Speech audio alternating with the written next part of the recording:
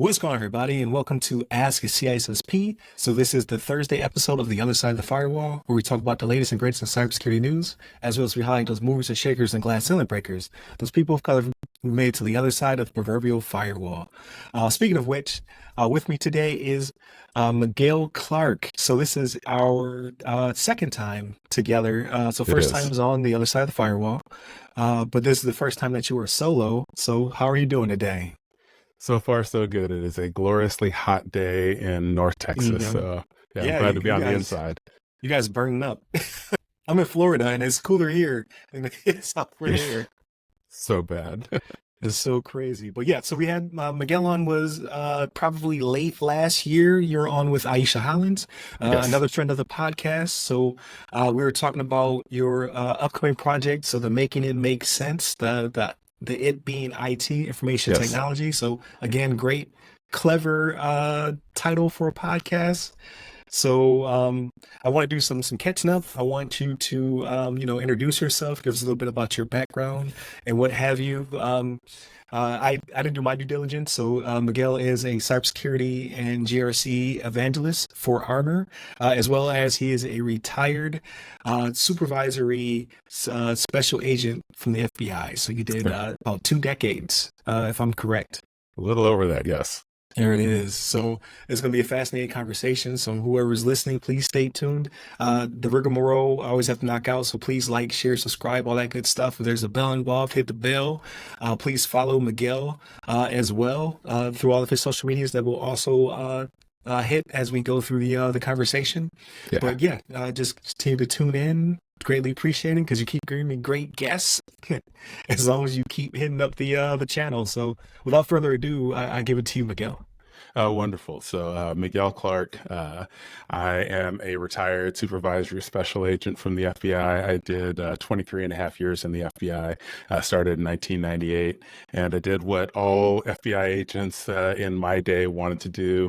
I started on the violent crime squad, jumping out of moving cars, working bank robberies and putting bad guys in jail. Everything that you would think that an FBI agent does, I did for the first 2 years. So after that, I worked in, moved from there working drug cases. And interestingly, I learned the FBI does not actually work drug cases. The FBI works criminal organizations that happen to traffic in drugs because we love working organizations in the FBI. So I did that for about a year and I joined the Cyber Squad almost 25 years ago now. So right at the beginning of August, I came into working computer intrusion type work. That was August of 2000, thereabouts.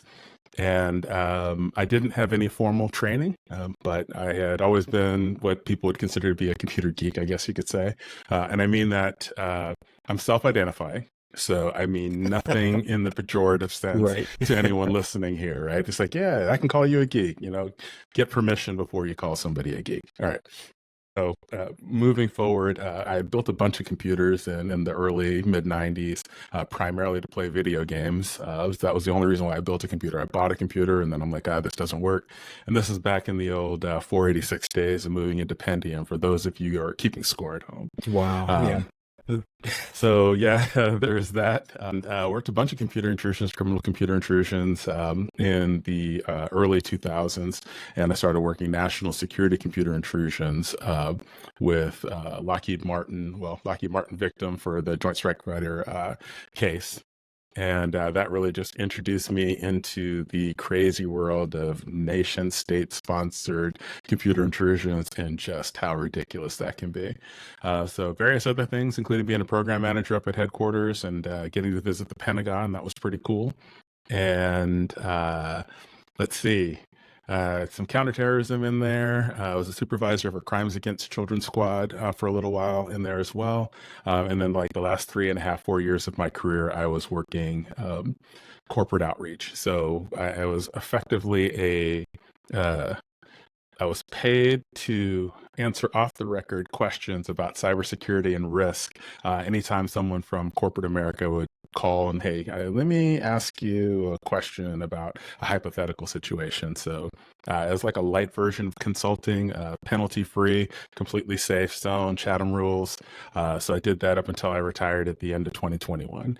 And basically I'm here now, right, in the private sector. I Right. guess that's the other side of the firewall in a way. No, absolutely. And you have a storied background. Like there's so many questions that you probably can't answer. I have so many questions. You know what? Ask your questions. Because it's not that you can't answer. I think that most of the FBI agents who, or, folks in the FBI who say that they can't answer questions, they probably just lack creativity or the will to be creative. There are things that you can say. Usually the things that are the most protected are how you know certain types of things. And so we will just avoid revealing things that would um, illuminate or elucidate some capabilities that the government has that maybe they don't Right. want anybody to know about just quite yet. So No, that makes sense. So with your background, right? So you made the transition based upon your aptitude. So it was something that you were, kind of doing at home, so to speak. yes.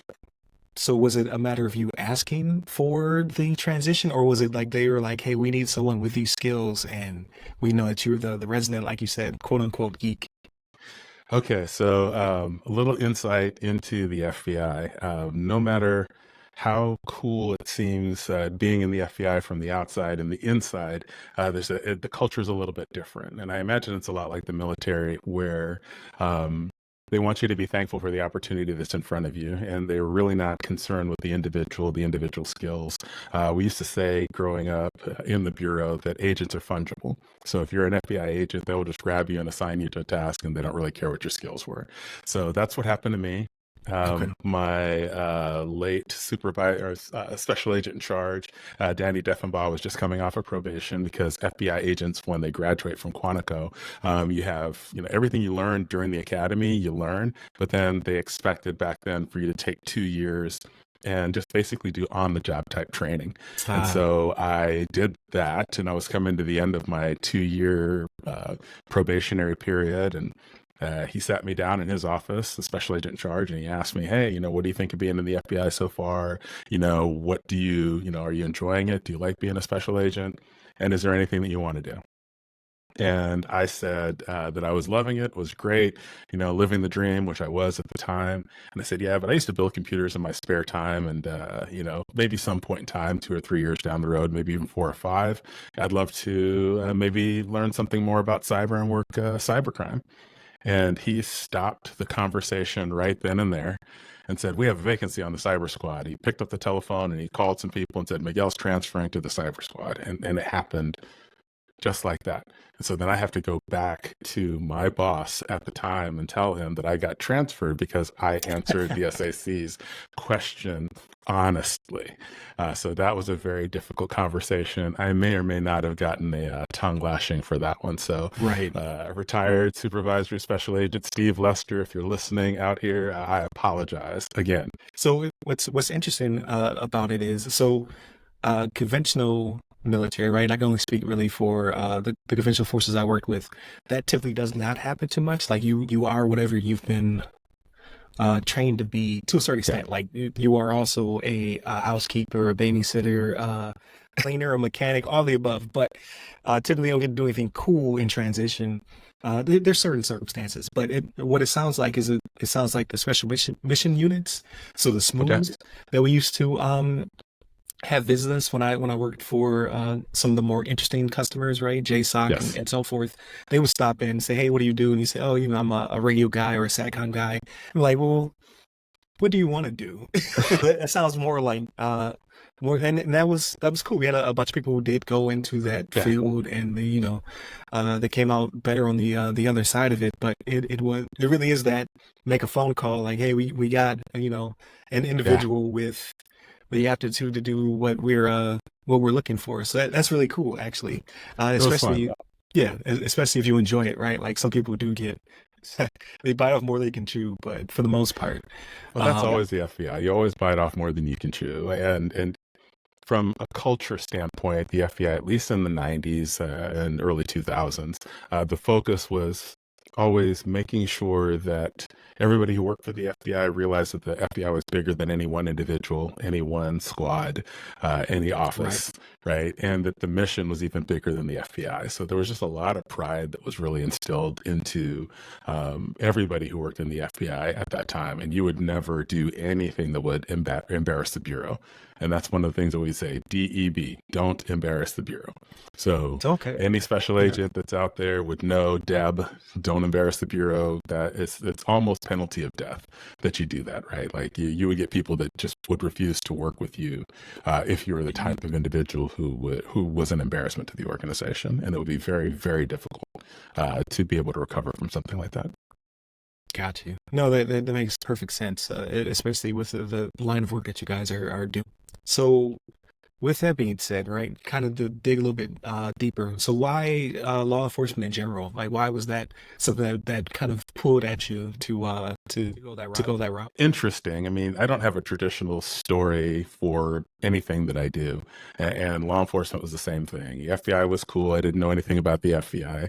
I made a joke about joining the FBI when I was out having, I may or may not have been having adult beverages with a very good friend of mine I've known since the 8th grade.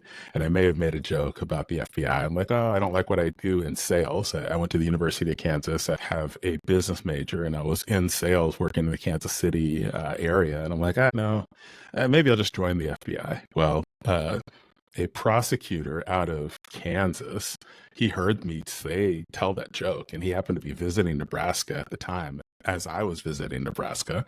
And he came home and he called a prosecutor in the United States Attorney's Office over in Missouri. And she called Roland Corvington, who was a supervisor at that time in the Kansas City office. And then like a couple of days later, I get a phone call at my job. This is the FBI. I heard you're interested in the FBI. Why don't you come down, take the afternoon off and come down and have a visit? And they just really kind of explained a lot to me that I was not aware of.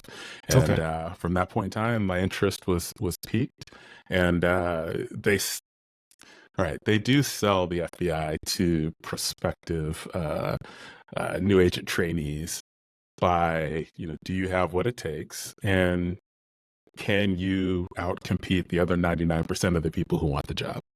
Right. And if you think you can, we invite you to come to Quantico and put your money where your mouth is, if you will. That's cool. And it definitely shows your flexibility and adaptability, right? Because a lot of people would have got that phone call and like, oh, and click.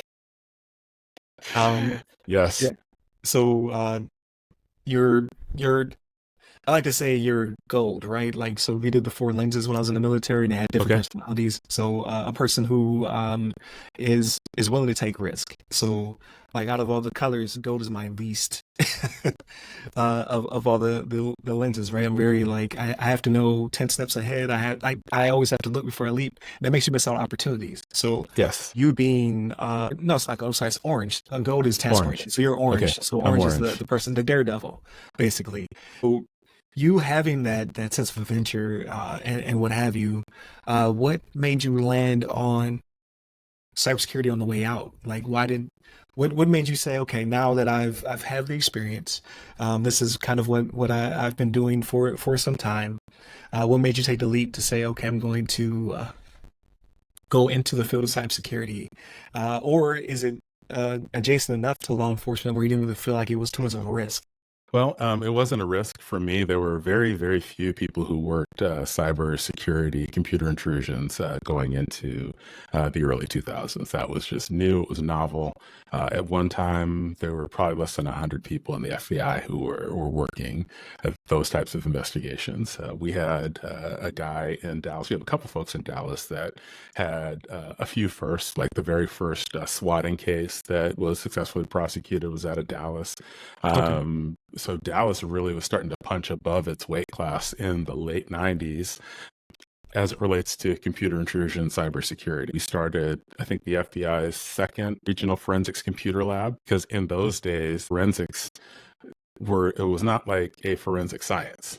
right? So the Right. forensics didn't have the same kind of rigor that you would have with, say, like fingerprints or, hazardous material collection type things. It Right. was different. And so having this brand new process, the Regional Forensics Computer Lab in Dallas was the second one that had gotten certified to the same level as any other forensic laboratory out there. So lots of interesting things happening in Dallas. I had some great coworkers who were all involved in doing some first things. The prosecutors that we had were absolutely top notch. One of the prosecutors had come back to become the United States Attorney recently, Wow. Aaron Neely Cox, Linda Groves. I mean, just these are like original gangster names from way back then, right? Nobody was doing these types of things that they were doing. So it was interesting to me, and having an aptitude for it and what other people at least saw as an aptitude for it, it was good for me. And I never really lost that. I never lost the interest. And in the Dallas office where I was stationed, spent most of my career, I would get asked cyber questions no matter what I was working on. So, Gotcha. yeah. And then working in the office of the private sector towards the end, that was the majority of the things that people asked about was cyber risk and cybersecurity, and what's the best way to either keep yourself safe or what's an appropriate response, and what does the government do to protect critical infrastructure, given that, 80, maybe 90% of it is owned privately and it's not owned by the government. So having perspective there, it just seemed like I could add the most value there. So when it comes to the sharing of information, so being a pioneer within the field of, I guess it would be forensics in this case. How did that work? Like, was there a lot of different fiefdoms, where it's like local law enforcement, state, federal, the private sector, or was there a lot more collaboration since you as well as the rest of the industry was just kind of figuring out how this thing worked? So the answer to that question is complex. Gotcha. From 2000 to 2021, it changed. Right. Early on, really, it was the FBI's domain. And then you started to see Secret Service had some presence there as well. And then the lanes in the road kind of had gotten drawn. But in the mid 2000s, there was competition. Like, you wanted to get the telephone call. And so there are times where we'd show up and Secret Service is already there, or Secret Service would show up and the FBI was already there. And to say a rivalry is too strong of a word. I imagine it's probably a lot like what you would see between the Marines and the Army, right? And just a little friendly competition between both of those branches. So that was originally, and then soon we realized that there were more cases than anybody could work. And so then it was the opposite. Like, you interested in this case, right? Like, let's let Secret Service work this one, or let's let the FBI work that one. And then we started to see some real guidance out of Washington, D.C. saying, okay, these are the cases that the FBI is going to work. Not really by statute, but at least by executive direction. And so the FBI has the lead on all counterintelligence cases that are of cybersecurity nature. And the FBI has the FBI Secret Service and some of the other like DCIS. Let's see who else. Air Force OSI is another one. Army MI, not so much, because they didn't really have U.S. operations, but Air Force OSI and NCIS did. And if they had a Navy customer or an Air Force customer, then they would be involved as well, right? But we would have the ability to work with them. Go Air Force. That's what I'm talking about. Go Air Force. Yes. Yeah, I love the Air Force, man. At one point in time, when I first started, when the Air Force really was getting into cyberspace, they realized, oh, well, there's space in it, right? In the name cyberspace. So they're just like, oh, that's ours now, right? Yeah, so 8th Air Force. That was 8th Air Force, right? They're like, hey, this is ours. We own this. And then somebody said, wait a minute, did we just allow the Air Force to basically co-opt an entire domain? Like, no, this belongs to NSA now. So then that at some point in time moved over. But in like 2004, probably through 2008, or maybe even, almost 2010, Air Force was really taking that lead, and 8th Air Force was the one that was responsible for doing that. If I remember correctly, that was General Eldar was the command for that. And then Oh, it ended wow. up Okay. it ended up going over to NSA at a certain point in time. As I say, that's very early in my career. I'd say because I joined in 2003, so Okay, that would have been at the very beginning. I still wasn't even doing cyber things at that time. I was a data maintenance guy, so nice. circuit boards, crypto, telephone, things of that nature. So that's before I get. That stuff translates so well, right? It Like does. you start to you see that you're doing very similar types of jobs as the things that you see on the other side of the world, except in many cases there's more pressure and higher Right. expectations that are associated with that, and sometimes even danger. Right? You know, in the private sector, I've yet been called to assist on a search warrant or an arrest warrant or anything like that. Hey, but if you guys are listening to this and you need me to assist on a search warrant or an arrest warrant, I'm happy to show up and help, even as an advisor. Right? That'd be great. There you go. Got to plant your flag. But it's very interesting how there's a lot of similarities there, right? Like it reminds me of the Goldwater Act, right? The reason that we have a US SOCOM and a JSOC and joint anything is because of mistakes made by trying to separate by AOR or by Yeah. platform, right? And since then, like if you look at a lot of joint Doctrine, before I left, right? I love Doctrines. Most boring stuff on the planet. So I watch it No, paint it's dry. not. But I find it fascinating because it's like you can see the foundation, how to build upon, and then how it has to change, right? Things change, and so does Yes. Doctrine. It's just a very slow process sometimes. But what I Yeah. always found fascinating was that after the incident, um, it was no longer about platform or service. It was about capability. It's Yeah. like if for whatever reason, a sub or a ship could effectively work in this AOR that's predominantly, air power driven, and we'll do that as long as we get the right kinetic effects, right? It's Exactly. about what do we have, and how can we utilize it? And that always fascinated me. And also decentralized control and all other good stuff that Yes. comes with it. So that part I do miss from the military, Yeah. but the rest of the red tape I do not. No.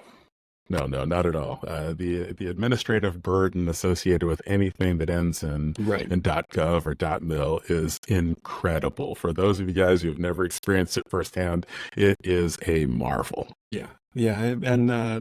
But what is cool though is you do have those special units, like I said, special mission units. You have the Yeah. FBI, you have OS9, like you said, that have certain um because they have a special mission. They're not like Airman Williams when he's conventional Air Force, where it's like here's 1,000 jobs on top of your daily job. But then when Yes.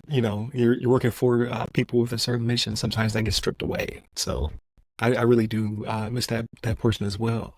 So Yeah, you all the miss cool. doctrine, don't you? You don't have any doctrine now. Like it's Oh man, you you like walk you'll in. run into stuff and you're like, I saw this. It would be so easy, right? Like I miss some bureaucracy. I never thought I'd live long enough to say how I miss some bureaucracy, but you can walk in, it's like, well, where's the manual, right? You can go anywhere and you can find the manual Yeah, for that. Job descriptions going back, maybe 100 years, this is the job, and examples for you to write from and write to. What are you supposed to do? How are you supposed to do it? Having that level of detail it's absolutely incredible. I mean, I do yes, miss that. When I first came into the FBI, we had two huge books. One of them was the Manual of Administrative Procedure, okay, the MAOP, and then it was the Manual of Investigative Operations Guide, I think, and it was like the MIOG. And so anything for any and everything that the FBI worked, every single violation, they would gotcha. tie it to the law, and then there were the elements that you needed to prove, and all of it was there. Like it was everything that if you needed to get smart on any particular thing, it was there. You could read it. You knew exactly what to do. So when I first started making cases, I would actually print those things out from the violation, and I would just include them into my case file. So right at the top of the case file, it's like I knew exactly what the statute was that I was Right, trying to to prove and to investigate. And then the other thing that they really hammer on that nobody ever really talks about is looking for exculpatory information, right? Talking to people and being an honest broker. Say, hey, right, if you didn't do this, let's have a conversation and point me in the direction of that evidence. If it's there, I'll find it, right? And I will tell the story honestly. This is what I know that you did. This is the context that I'm aware of. This is what you told me, and this is the information that you provided. And I'll represent that honestly in front of a judge. So yeah, That It sounds, was fun. yeah. Like, do you get to do any of the cool guy stuff anymore, or is it more of the evangelist champion of said GRC and things of that nature? So it's mostly the evangelist and Which champion is still work, but cool. Don't get me wrong. I I'm know, just, right? You just lost half your readers right now. you're They're just, like, that's why we tuned in here, right? you're Like just we not tuned locking in. people up. Yeah. So yes, it's still cool. GRC is still cool. GRC and privacy is very cool. I like to enjoy what I do. And so I try to find stories that I can share with people to give them examples. Because the closest thing we have to doctrine in the private sector is probably GRC, right? Right. It's like, here's the governance, here's what we need to do, here's why we need to do that. Our industry is rife with so many technologies that it's super easy for those technologies to follow the flashing lights. And before you know it, you're really just talking about features and functions and not talking about the so what, why do we need to do this? And so that's one of the things that I do find interesting, because I think we're at a point where people are really starting to conceptually grasp what the impact of information security or the lack of it and what that really means. And it is as critical to everyday operations as electricity, right? Absolutely.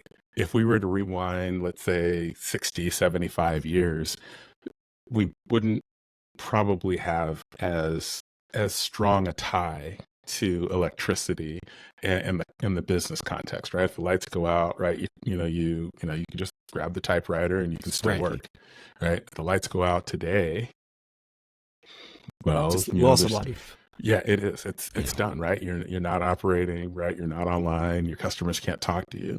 But with that in mind, we don't have electricity crimes today, right?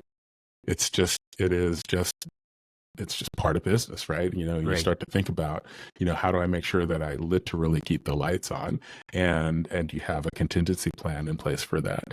Operating in a financial environment, we live in and have always lived in difficult financial times, right? Where you can make bad decisions and bad financial decisions, and you can put your organization out of business. So they have rules.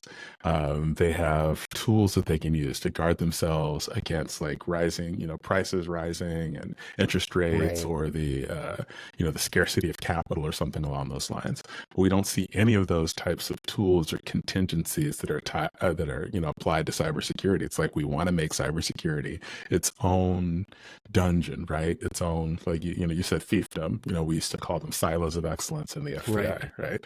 So same thing. And it cuts across all of those, and it's not really being perceived as a business risk because organizations aren't handling cyber risk like financial risk, right? You don't see the same kind of detail in an annual report as it relates to cybersecurity as you would like business risk, and the tools that people have in place to minimize the impact of changing financial times. No, absolutely. So, in my mind, because of your background and the information that you do know, especially from a national standpoint, I can see you able to walk into a boardroom or talk to the C-suite and have them shaking their boots, right? To just break down like, because you're not giving us the proper resources, here's the X, Y, and Z that could happen. Yes. To both you from a fiduciary standpoint as well as from a regulatory standpoint. Like, here's all the things. I feel like they know these things already, though. Every time you turn on the news or you jump onto the internet, you see a news story about some other crazy thing that's happened and huge financial impacts.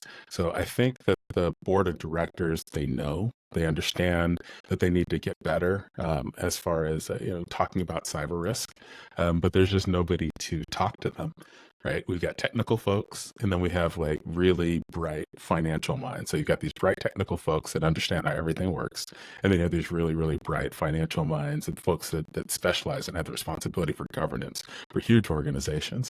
And there's no good way, reliable way to translate that conversation from ports and protocols and, infractions, incidents, events into financial, like this is the financial impact. I've only been out for almost 2 years now, right? So roughly, I think it's been a year and a half what I always have trouble connecting the dots with, because I spent half my life in the Department of Defense, right? Yes. Is the level of care. So when you're in like an organization like the FBI, the military, so on and so forth, you care about levels above you and levels above you, right? You're like, Right. okay, I understand a bigger picture, so I understand that if X doesn't happen or Y doesn't happen, or if we don't, stop Z, then there's going to be ramifications. There's second and third order effects. What I've Yes. been noticing from not where I where I specifically work, because they do have a national defense mission and what have you. Yes. But when I talk to some of my peers that are in companies that don't have ties to government, they have a very myopic view of this is my line of sight. This is my field of fire, and I'm not going to look left or right. I'm just going to just go in this direction. Is that just something that you believe that we learned from the organizations that we worked for, or is it because of there's a greater mission involved, or is it just some people just don't have the awareness? So I think it's all of those things. So a bigger mission, absolutely. But when you work for the government, you're aware of kind of like the conditions that you need to hit in order for progression to whatever that next level might Right. be.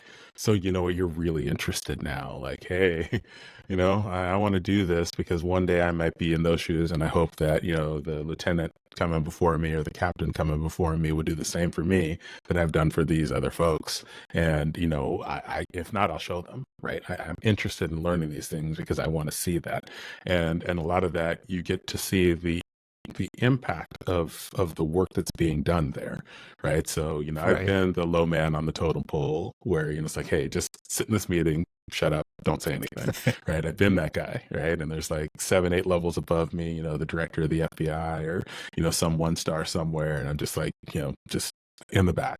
But you get to see how your inputs in many cases make that difference for whatever the mission happens to be. So it keeps you plugged in, it keeps you engaged.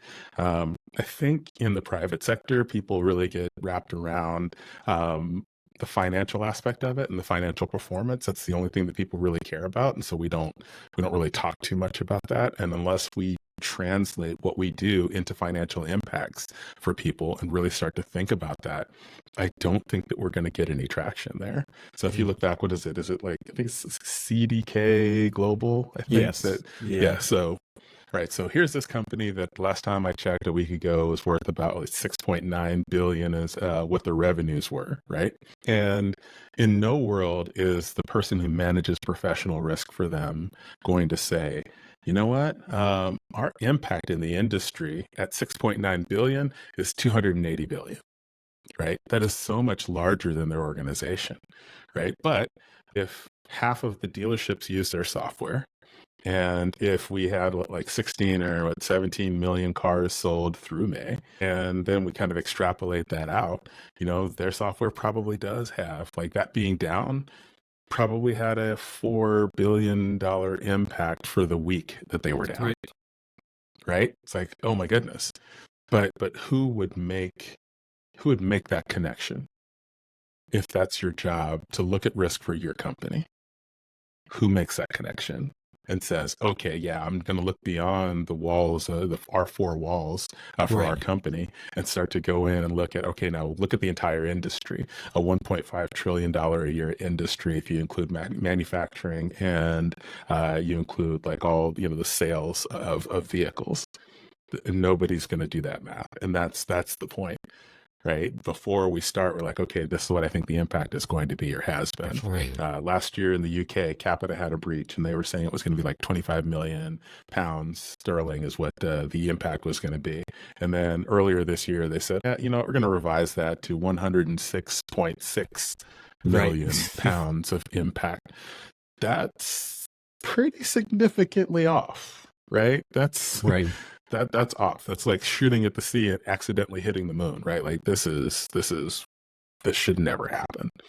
But time after time after time, you see this happening, right? Breach reported, costs associated with it, passage of time, and then like a significantly larger number that's associated with that. Right. And it's up to us, I think, on the cybersecurity side of the house to close that gap for folks, because we understand the connected nature of what we do. But and from my perspective, it's going to have to be regulation with teeth. Like I hate to have to give things back to the government, because I'm like, we should all be able to be good stewards, to be good citizens. But in the case of not to keep beating up CDK, because they're getting beat up enough, but they're giving me great traffic. So between them and United Healthcare, a lot Yes. I'm getting flooded, right? And I never pick topics based upon what I believe to be traffic worthy, because you just never know. On top of, it might not be the latest and greatest, right? So I kind of just I've been beating up this company or that company a lot over the past couple of weeks, but the CDK thing looks like it's going to be something. I didn't know what, Yes. and then we talk about it and it just continues to blow up. Indeed. From there, you're like, okay, we picked fortunately a winner in this race to the bottom. But at some point, there's going to have to be that not necessarily top cover, but thumb that comes down, in my opinion, only because of, like you said, it's gonna, like, it's up to us cybersecurity individuals. We need to be given more weight at the table, is my problem with it, because we're not necessarily in charge of the money, unfortunately. No, not at all. And that's the ultimate vote, right? So you say, hey, this is going to be a big problem, and you're like, well, how big of a problem? And you tell them, like, what, will it happen? Like, and then there's a little bit of gamble in there. Like, they're hoping that they don't win the lottery in this regard. Yes. CDK being the pretty much sole source software solution for, like you said, 15,000 car dealerships, right, nationwide. Yes. Yeah, you hit the lotto, and now that damages your reputation. That causes you to potentially be liable for further litigation, fiduciary responsibility, and a hearing. Like, 'cause we love hearings here in America, right? Don't we? So now someone's going to have to go tell Congress, like, how do we mess this up? So I think it's going to have to come down to giving the weight of, whether it be the BISO, CISO, whomever, just a little bit more I don't know, just a little bit more weight. That's so scary to me, putting the government in charge of It something. is, because it shouldn't have to be that way. I'm not sure that I've ever seen a situation that the government couldn't misdiagnose and then still apply the wrong remedy, right? Like, it's right. So here's a great parallel, and I just had shared something on LinkedIn earlier today, talking about the unintended consequences of some of the SEC regulations, and how CISOs are starting to kind of like leave the industry. It's like, this is not worth it. The juice is not worth the squeeze. Right. And so you have that as an unintended consequence. They're getting the responsibility, but they're not getting the the say so. Like, yours is going to be the person who takes the fall. Yes, absolutely. And so there's a parallel with what you see in education now, right? I mean, if you have somebody you care about that's young, that's grown, it's like, don't go into education. Why would you do that, right? There's all these regulations, there's all this, and the compensation isn't really worth it. And until we start to flip that around, I don't see people going into the military. Military recruiting is down by tens of thousands. Right. And we are starting to see in cybersecurity folks having similar type of trauma, like they've been at war, right? People are just getting burnt out. The burnout is real, and they're just saying, "Hey, I need to step away from this." And I know a lot of CISOs are like, "I'm away. I'm not coming back." Right? At least not until things change. So yes, the threat of legislation, I think, is good, but I also think that helping CISOs convert what they do into dollars of impact, I think that's going to have a bigger impact overall. For example, if you have the ability to speak in the language of finance, and you can walk into any boardroom and you can talk about risk, and you can say, okay, here's what you're really doing. You've given me very little budget. What this means is that we will not be able to respond to a threat within 30 days. So you, board, have decided that 30 days, 60 days, 90 days is enough time for the adversary to run around the network. With impunity. And if you want better response times, you pay for it, right? I mean, it doesn't come for free. There's no such thing as a $5,000 used, 25-year-old car that'll do 0 to 60 in 3 seconds, right? And if you get something that'll do 0 to 60 in 3 seconds, getting from 3 seconds to 2.9 is way more expensive than going from 10 seconds to 6 seconds or from 6 seconds to 3 seconds. So chasing that last 10 is really, really a challenge. And so as we start to iterate towards that, those CISOs who can speak that language and do that will be so valuable. And so maybe that's another way we can combat that, from the top down, from regulation standpoint, and then from the bottom up, through the CISOs and really kind of knowledge sharing and becoming more fluent in the language of not just cybersecurity risk, but cybersecurity risk as a function of business value. Right. I completely agree. And maybe that is the future, not only from an academic standpoint, but also from hopefully OJT, right? Because there needs to be a lot more of that within our field as well. Yes. Because it's great to come in with degrees and certifications, but it really is that experience. So It is. having someone to be able to sit at the table and understand what does the C-suite need and how they understand this information will probably pay its weight in gold. But that's going to be some time.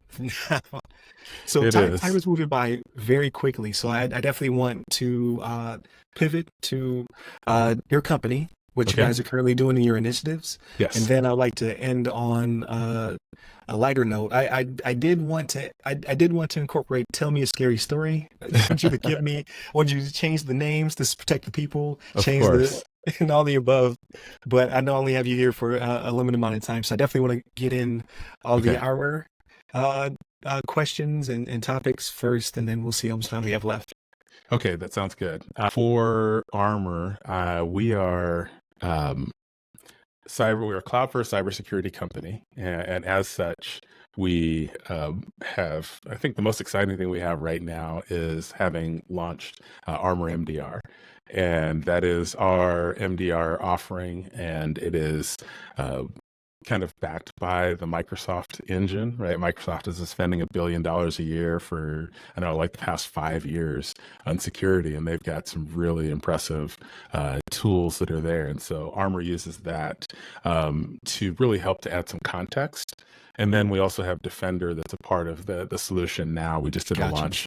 And so what that effectively means is for the things that, that the company agrees and are scripted, we can instantly take action against things that are concerning. Armor MDR technology, Microsoft technology, and the ability to respond to threats and incidents much, much quicker than just XDR, right? From a just XDR standpoint, it's a notification. And so what we really want to do is we really want to bring the idea that how you respond and how quickly you respond is how you start to experience better security, right? Better security is about response time, and it's not really about the technologies that are deployed or what you can detect. No, absolutely. Because we have been seeing a lot in more recent news, just how long the bad guys are able to persist within the network, right? And our response time has really been encrypted us, so to speak. So it's good to say that is the initiative is to understand your environment better, the awareness, and then be able to respond much faster. Because I can go on and on about the beginning of this year, the end of last year, and then all of the minutiae in between. But what we've learned over the past, I'd say 4 years since the podcast started, right around Sunburst, so the SolarWinds incident, is that it really does come down to the mitigation of risk, and then your response to when bad stuff happens. Because unfortunately, regardless of how well protected your fortress is, there's always a chance that you could be susceptible. So how do you respond to that? What is your business continuity plan, or disaster preparedness plan, things of that nature? So it's good to see that you guys are definitely taking up the mantle and pushing that initiative forward. It's difficult because people don't want to hear that they paid for security and they could still get breached. And that's the hard part of explaining to people. Like it really is. You're trying to make yourself a harder target so they don't find a softer target. Yes. But at the end of the day, if it's a nation state actor or someone who's just highly capable, has disposable money and things of that nature, they're out there, unfortunately, and that's kind of their modus operandi, is to try to squeeze industry. So Yes. yes, we are all susceptible, but do you have the proper preparation? Like, like you say, Batman, all he needs is prep time. Yes. So are you prepared for when, the bad guy does show up? And are you able to quickly mitigate those circumstances, because time is money? So People still don't really seem receptive to it, right? I think there's some reporting that's out there. I'm not sure with the source right in front of me right now, but something like 66% of organizations don't actually make any any changes to the security after a breach, right? And the same reporting says that you're like 27% likely to have a breach in any given 18-month period, right? So if you extend that math out, by the time you get to 5 years, you're somewhere in the high 90%. And when you get to 6 years, you're at 100%. Right. So, from a statistical standpoint, you should expect to have a material breach every 6 years. Right. And if you haven't had one in the past 4 or 5 years, well, right, like you should be prepared for that. Right. I don't know. A few years ago, I started thinking about it in terms of when we were at Quantico, and they were helping us to develop a capability to arrest people. Like, what is that? Right? Like, I can say stop or I'm going to arrest you, but if I can't make you stop, oh, okay, right. Everybody's got an opinion. So you ask people, then you tell them. And then if they don't do what you tell them to do, then you can make them do what needs to be done. And this is kind of where we are right now, I think, in cybersecurity, is that organizations see security as preventative measures, and they don't see cybersecurity as their executive authority to impose their will on their networks before the adversary can impose, his or her will on their networks, right? And if that sounds very military, yeah, right? That's where capabilities, when we start thinking about capabilities, America says, you shouldn't have done that. Well, that's because, right? Like when .mil gets involved in something, you're like, it's going to be a display of force. No, absolutely. And I think it's a mindset that I think will slowly change over time because of all of the CDKs and OPMs and SolarWinds. I think people are becoming more aware. Like my children understand it, but then you have, as you move up in the age, we start to see that people just don't really grasp it because either technology came to them later on in life, or they just are not really tuned in or plugged in or necessarily care. But my son cares because he plays a game called Roblox, and they give him ads and they let him know, like, be careful, stranger danger, they will steal your Roblox. They will, they will get your account banned, things of that nature. There's skin in the game at that point, and that's just something that we didn't really grow up with. Yeah. It's hard to get people to really care about it, though. And part of that is the problem is so big that, you almost don't worry about it, right? Think about, I don't know, in the 80s, 70s, 80s, and 90s, we were all concerned about like a nuclear war. Right? So we used to hide under our desks, right? Yeah. We're going to get under the desk to protect us against the nukes. Yeah. Right. At a certain point in time, we realized we're like, okay, that's pointless, right? Like if there's going to be a nuke, then right, it is what it is, and I'm not going to worry about that. And the last time I checked, cybersecurity industry is somewhere in the neighborhood of about $250 billion a year. So that's all. Right. And about 40% of that is education. And the rest of that are like services and technology. And if you believe that cyber crime is its own industry, well, now we're talking about, $7, $8, $9, $10 trillion. Right. We're not going to spend our way out of that problem. It's not possible. So I think people are just like security via obscurity is still somewhat effective. Right. We got the government that operates deep web networks that nobody even knows are there. Right. You can't see them. You can't talk to them unless you have the right hardware. They're just not there for you. Right.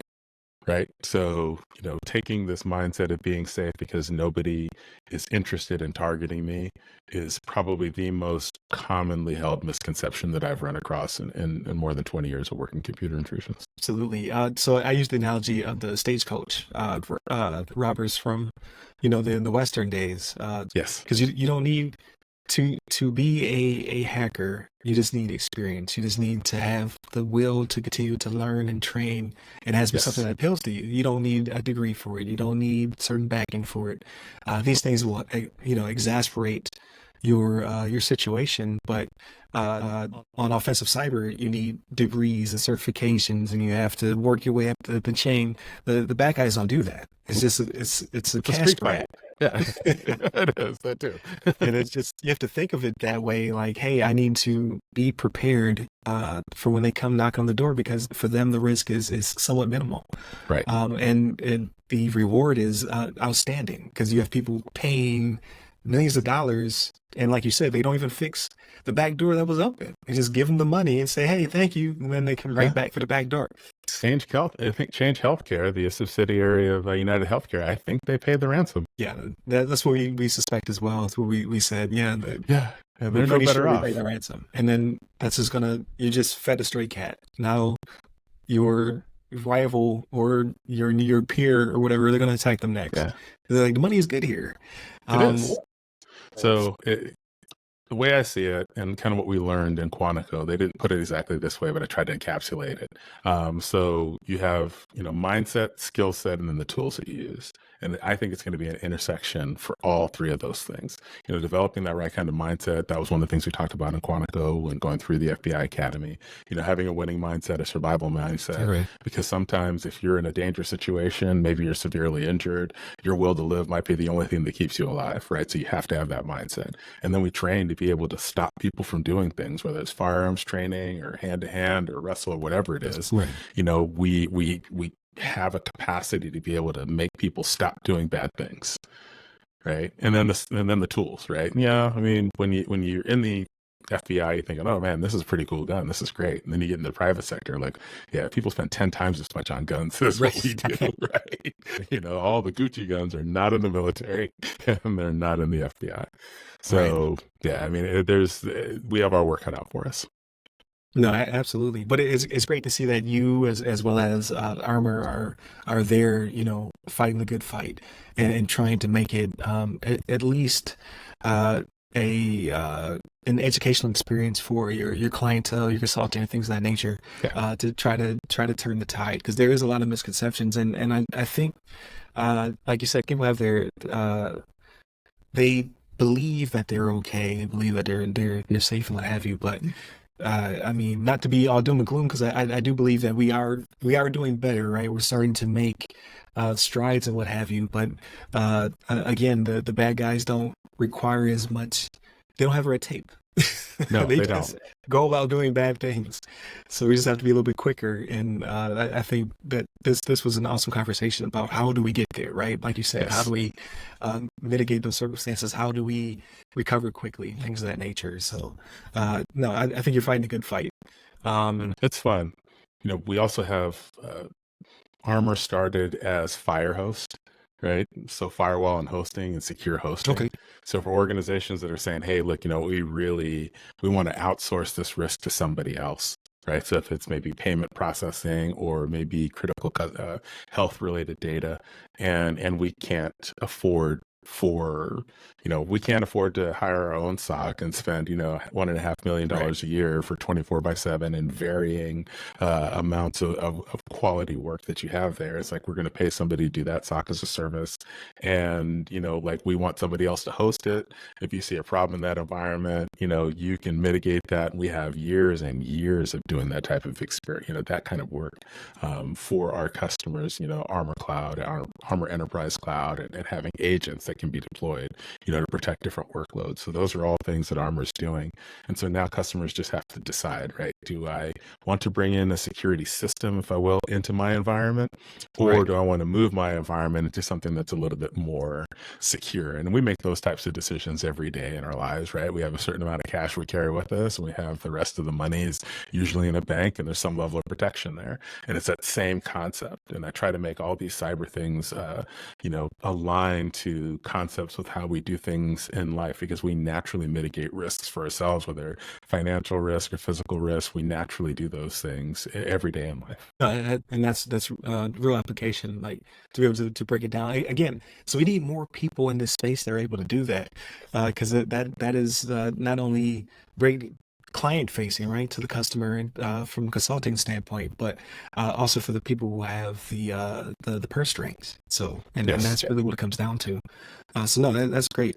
So before I let you go, before I let Yes. you upload, I did want to ask. I know I'm going to have an audience question, something similar. So if Okay. someone wanted to make the pivot now, right, in the Mhm. 20s, the roaring 20s that we're currently in, if they wanted to make the pivot, so two questions: if they want to make a pivot from law enforcement into Mhm. cybersecurity, what kind of pathway could they use to make that to bridge that gap? And then what about vice versa? What if there's someone who's in um, cybersecurity and they want to make that pivot into law enforcement, because you do see a lot more ads for Yes. FBI and what have you for cybersecurity agents, so to speak.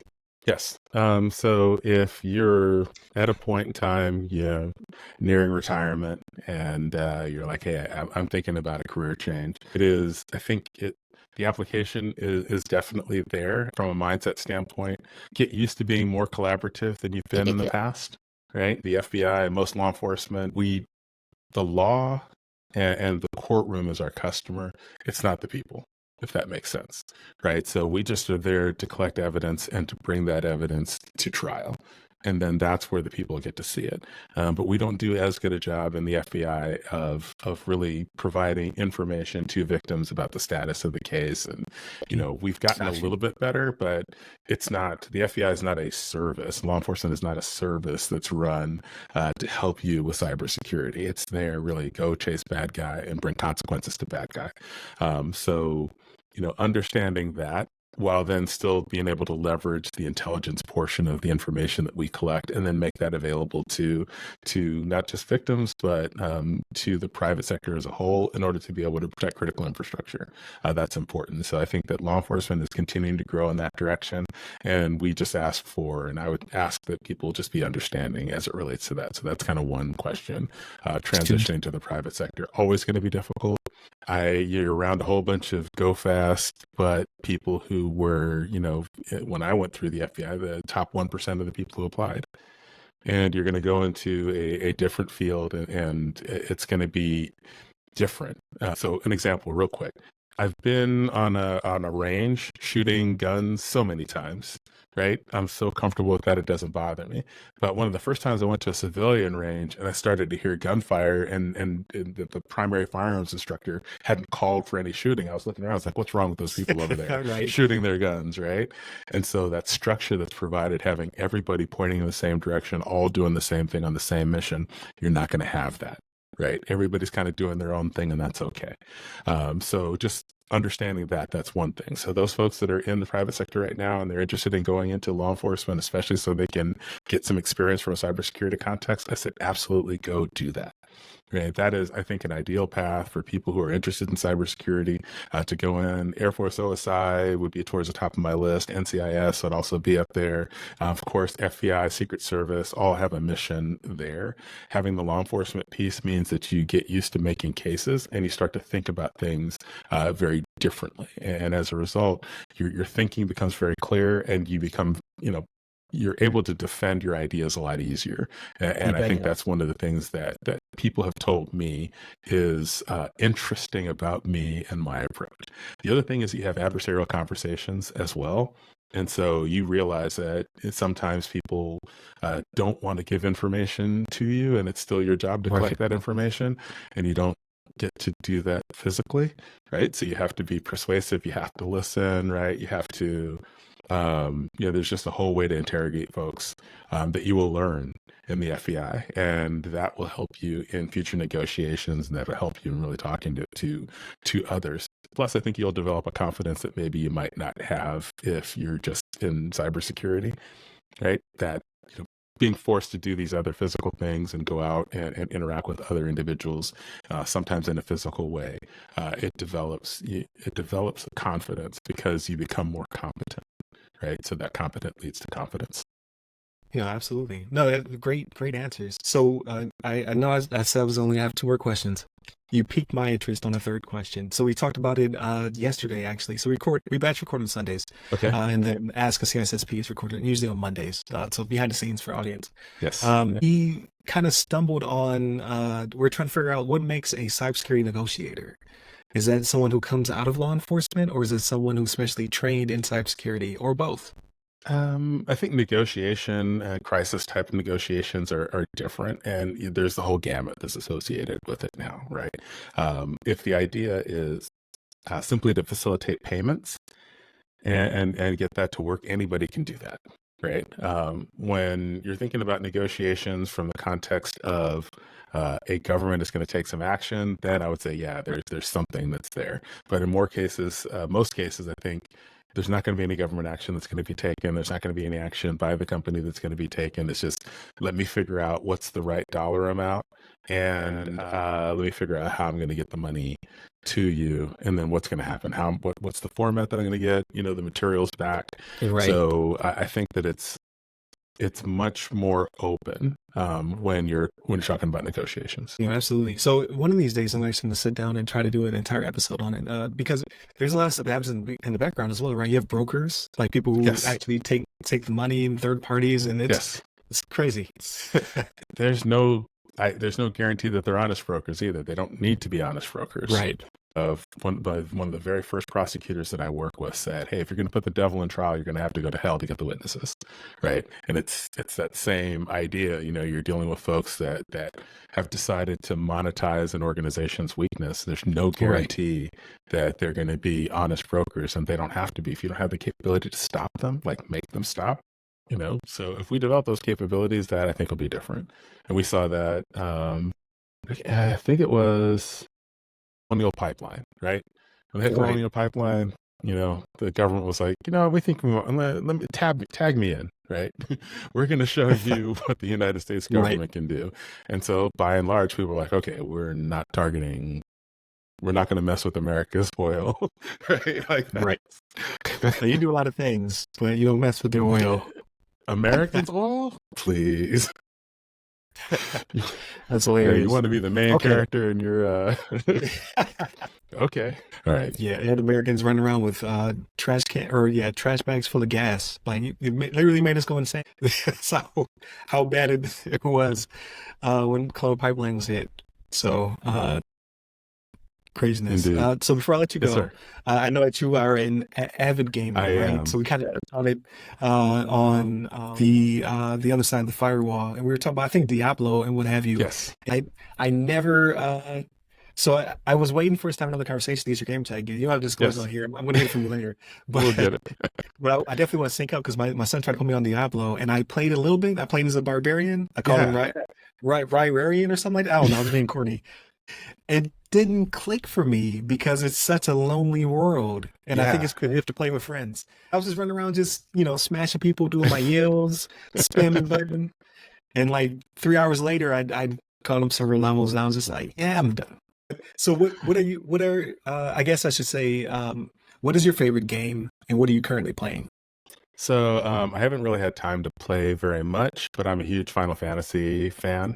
Okay. So the latest Final Fantasy, it just come out, like it's Final Fantasy VII, like Part 2. Oh yeah, Rebirth. Yes, yeah, Rebirth. I'm in there right now.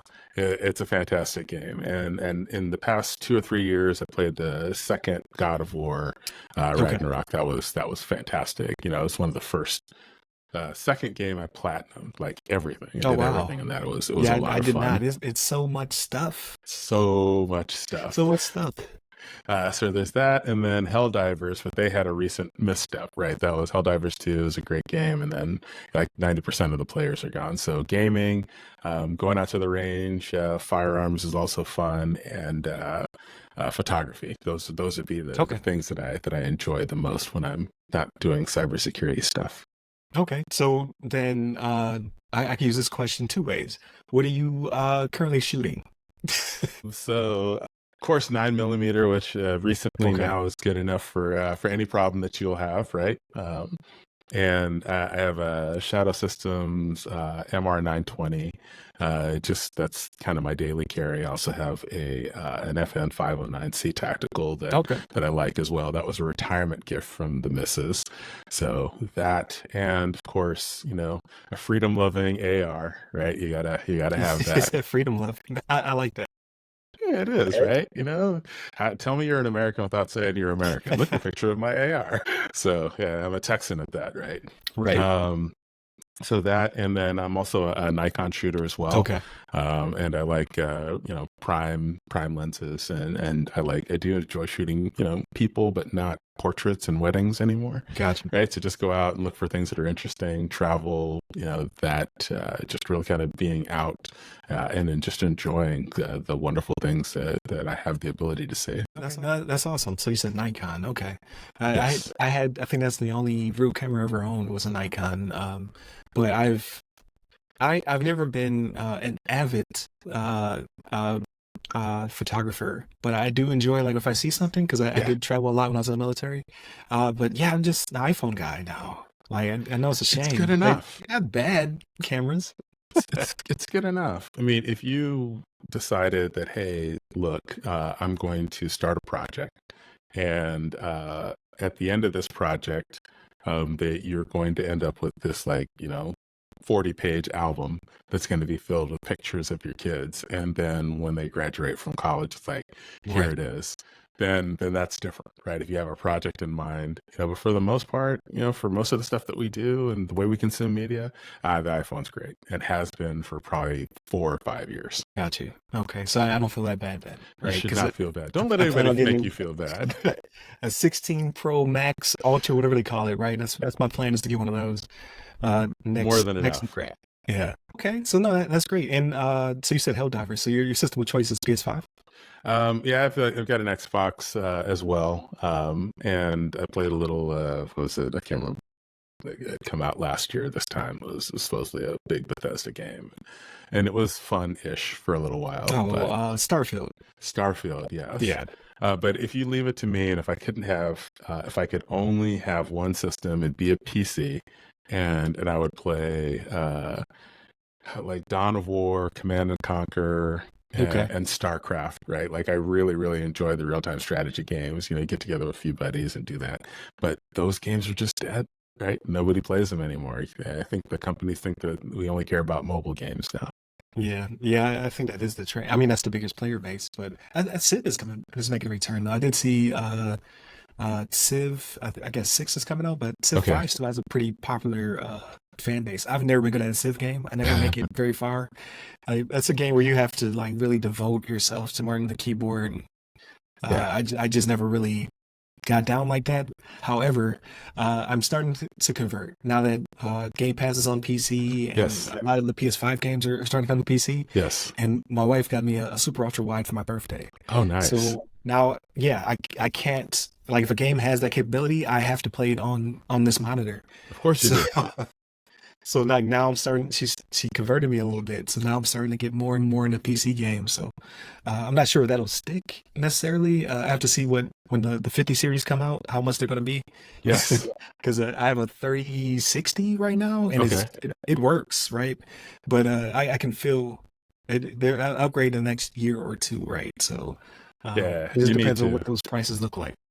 Well, the RTX, and then they have like the AI frame rate fill, whatever. I can't remember what they call that. Like Oh, like NVIDIA's with the version. FSR, as well Yeah. as I forget what the NVIDIA's version is, but DSL Yes. DLSS. Yeah, there you go. DLSS, that's right. Yeah, Yeah. like 3.0 is out, and so yeah, there's a lot of really cool things. I don't. Once you get a taste of the PC thing, you'll see something cool, and you're like, yeah, it's only on PC. Yeah, Yeah, and you'll be there. it's just started. I never had the itch before, but yeah, I played Hellblade 2 on it, and I was just like, it's the prettiest walking sim ever. Like, I can't believe it looks like this. I'm not doing much, but I can't go back. But yeah, I definitely put your gamer tag Yeah, let's do that. offline. But yeah, thank you for sitting down with me. Is there? I was asking everybody, is there anything I did not cover? Right? Is there a question that you haven't been asked that you wish somebody would ask? Is there anything that's like you're like, man, it would have been even better of an interview had I been asked this question? So as opposed to answering that question, I will say this. Like I threatened to last time I threatened to come back on the show. So I'm just going to threaten you with me coming back on the show, and we'll, Got we'll you. ask the questions at that point in time. So, if you like and subscribe, and if you've enjoyed the time that we spent here together, and you're like, hey, I have some questions, or I'd like to ask something, I'm definitely willing to come back on and have another conversation. You guys don't know, but, Ryan and I have known each other for a year and a half, and, I consider him to be a friend. So if I people appreciate want us to come back and to have another conversation, then let's do that, right? I think having more conversations about cybersecurity and just like people leadership, I think those things are really, really important. So I'm always going to want to be a part of those conversations with you and others that want to have them. No, absolutely. I greatly appreciate that. And like Aisha says, you're a great storyteller. So next time I have you on, I definitely want to hear a scary story. Like tell us something we're Next like, time. man. Next time, indeed. Okay. Well, definitely continue to tune in. Definitely hit up all the websites that go by our names, either the other side of the firewall, the other side of the FW, or Ask a CISSP. Hit me up on pretty much any social media platform you can think of under Rise Security Guy, or one combination or another of the show. And then help us to get to 500 subs. That's what we're going for. Hopefully in July. We Yes. almost made it in June. We did plus like 80 subs. So I did definitely, the push was great. We're still like 70 short. So if we can get that, that'd be great. Just go ahead and subscribe if you can, and then we want to hit 1,000 by the end of the year, so we can start to do more with the website. But if you want to find Miguel, where can they find you, sir? Yeah, I'm Miguel Clarke on LinkedIn, so pretty easy. And you'll probably see a picture of this mug. Don't let anybody tell you that Miguel Clarke is a Latino guy. I am a Latino guy. I just don't look like a Latino guy. So look for my mug here. I may or may not be smiling. If I have my FBI picture on, then I probably won't be smiling. But it's me. Connect with me. Tell me where you saw, where you heard from me, and then I'll be happy to link up with you. Yeah, absolutely. So yeah, thank you again for coming on the show. It's always a great time, and I can't wait to get you back on to again tell some of those scary stories and just go a little bit deeper into what you're doing at Armor and Yes. everything else. So again, continue to tune into all the stuff. Like, share, subscribe. Got a newsletter that comes out every Friday. Subscribe to that as well. Stay safe. Stay secure.